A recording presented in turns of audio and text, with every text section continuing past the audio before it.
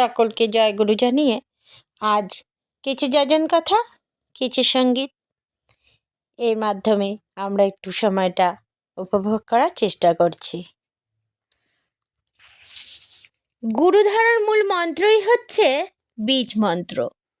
এই বীজ নাম আমরা যদি ঠিকভাবে জপ করতে পারি, তাহলে এই নামের মধ্যে দিয়ে আমাদের সমস্ত শরীরে তরঙ্গ বয়ে যাবে, আর সেই তরঙ্গে আমাদের সমস্ত শরীর মন একটা শুদ্ধ মানবে পরিণত হবে। ঠাকুর বলেন আমাকে দিয়ে খেতে হবে, কিন্তু আমাদের ঠাকুর বলেননি যে আমাকে পঞ্চব্যঞ্জন রান্না করে দাও। তিনি বলেছেন তোমার সারাদিনের উপার্জনের সামান্য কিছু অর্ঘ্য দিনের শুরুতে আমাকে দাও। এটা ঠাকুর নিজের জন্য চাননি, তিনি আমাদের রক্ষণাবেক্ষণ করার জন্যই এই সামান্য অর্ঘ্যটুকু চেয়ে নিয়েছেন। কারণ কথায় আছে, মানুষ যখন মারা যায় তার দেহটা পুড়িয়ে ছাই করে দেওয়া হয়, কিন্তু আত্মার কখনো মরণ হয় না। এই আত্মাটাকে অনেক যন্ত্রণা পেতে হয় বৈতরণী নদী পার করার জন্য।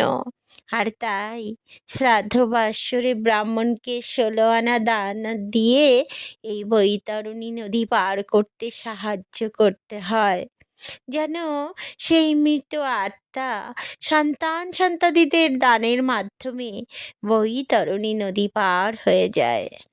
তাই আমাদের জীবদ্দশায় আমাদের এই সংসার নামক সমুদ্রটিকে পার করার জন্য আমাদের গুরুর প্রয়োজন, আর গুরুই আমাদের পথ বলে দেয় কি করে আমরা এই বৈতরণী পার হতে পারি।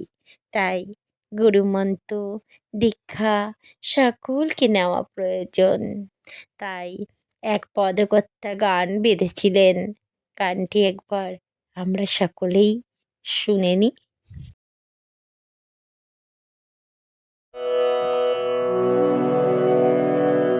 জন্ম নিলে পরম পিতার নাম জপিতে হয়, দিন দয়াময় ডাকছে রে ওই আয় আয় ছুটে আয়। জন্ম নিলে পরম পিতার নাম জপিতে হয়, জন্ম নিলে পরম পিতার নাম জপিতে হয়, দিন দয়াময় ডাকছে রে ওই আয় আয় ছুটে আয়। দয়াল ঠাকুর ডাকছে রে ওই আয় রে ছুটে আয়। জন্ম নিলে পরম পিতার নাম জপিতে হয়, দিন দয়াময় ডাকছে রে ওই আয় আয় ছুটে আয়। দয়াল ঠাকুর ডাকছে রে ওই আয় রে ছুটে আয়।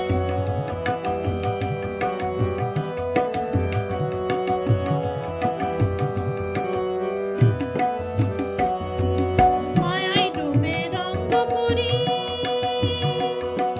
জীবন রথে নাহি সরি। মায়ায় ডুবে রঙ্গ করি, জীবন রথে নাহি সরি। তার চরণে পড়বে লুটে, তার চরণে পড়বে লুটে হবে রে তোর জয়। তার চরণে পড়বে লুটে হবে রে তোর জয়, হবে রে তোর জয়। জন্ম নিলে পরম পিতার নাম জপিতে হয়, দিন দয়াময় ডাকছে রে ওই আয় আয় ছুটে আয়। পরম দয়াল ডাকছে রে ওই আয় রে ছুটে আয়।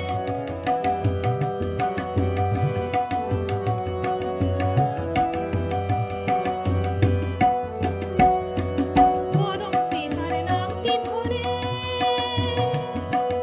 ইহ জনম যাবে তোরে। পরম পিতার